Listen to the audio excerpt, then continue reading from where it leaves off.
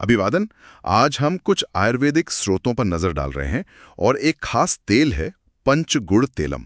इसके बारे में काफी चर्चा होती है, जोड़ों के दर्द के लिए, घावों के लिए।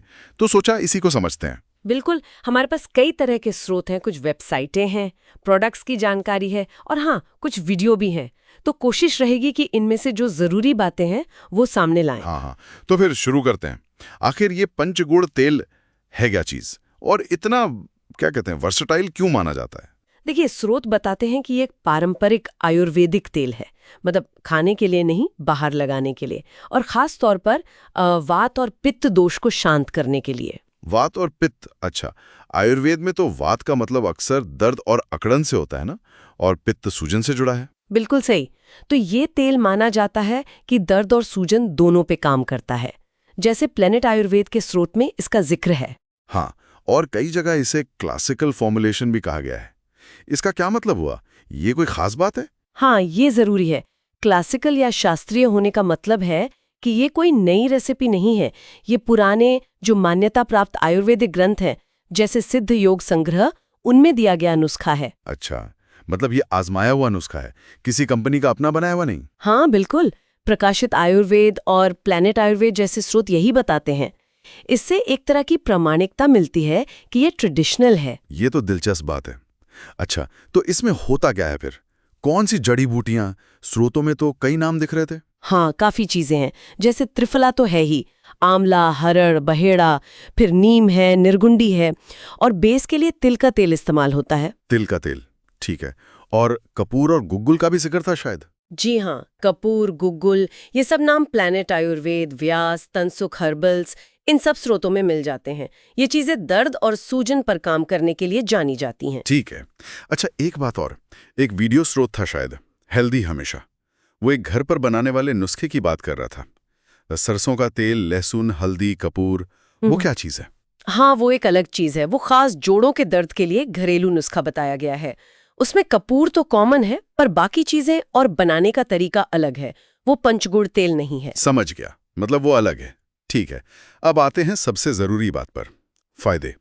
लगभग हर स्रोत, चाहे व्यास हो, प्लैनेट आयुर्वेद हो, सब जोड़ों के दर्द की बात करते हैं, गठिया वगैरह में। हाँ, ये इसका सबसे मुख्य उपयोग बताया गया है, दोनों तरह के गठिया में, रूमेटॉइड आर्थराइटिस और ऑस्टियोआर्थराइटिस में भी। पर ये काम कैसे करता है? मतलब क्या वजह बताई है स्रोतों ने? स्रोत बताते हैं कि इसमें एंटी इन्फ्लेमेटरी गुण हैं, मतलब सूजन कम करने वाले, अच्छा।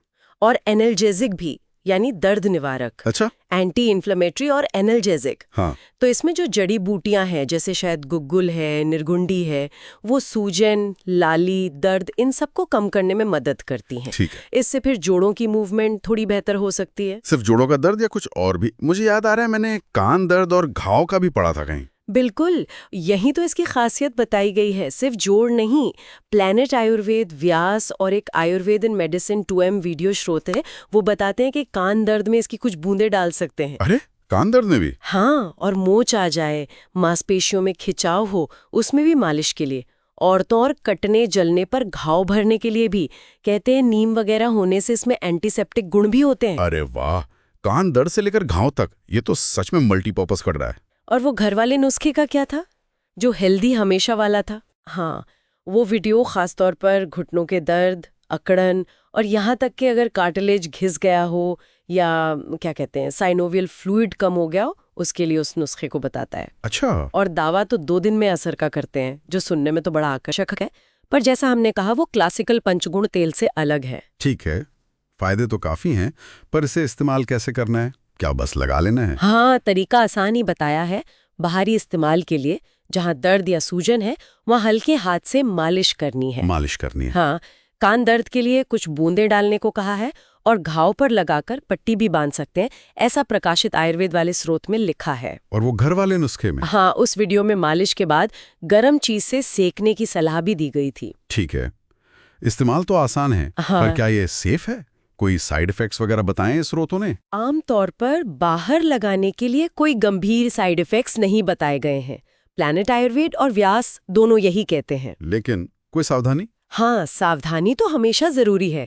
जैसे व्यास का स्रोत कहता है कि अगर स्किन सेंसिटिव है तो पहले थोड़ा सा लगाकर देख लें, पैच टेस्ट कर लें। और प्रेगनेंसी हो या कोई और हेल्थ प्रॉब्लम हो तो डॉक्टर से पूछना ही बेहतर है। हाँ, ये तो सही है। और एक और जरूरी बात, प्लैनेट आयुर्वेद और तनसुख जैसे स्रोत याद दिलाते हैं कि ये शास्त्रीय दवा है, तो इसे आयुर्वेदिक डॉक्टर की सलाह से ही इस्तेमाल करना चाहिए।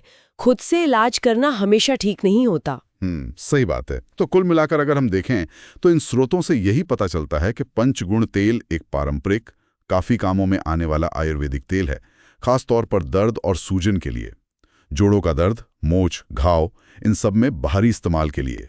कि पंचगुण तेल एक स्थापित आयुर्वेदिक नुस्खा है बाहरी इस्तेमाल के लिए। हाँ, और इसके जो फायदे बताए गए हैं वो काफी हद तक इसकी सामग्री से मेल भी खाते हैं।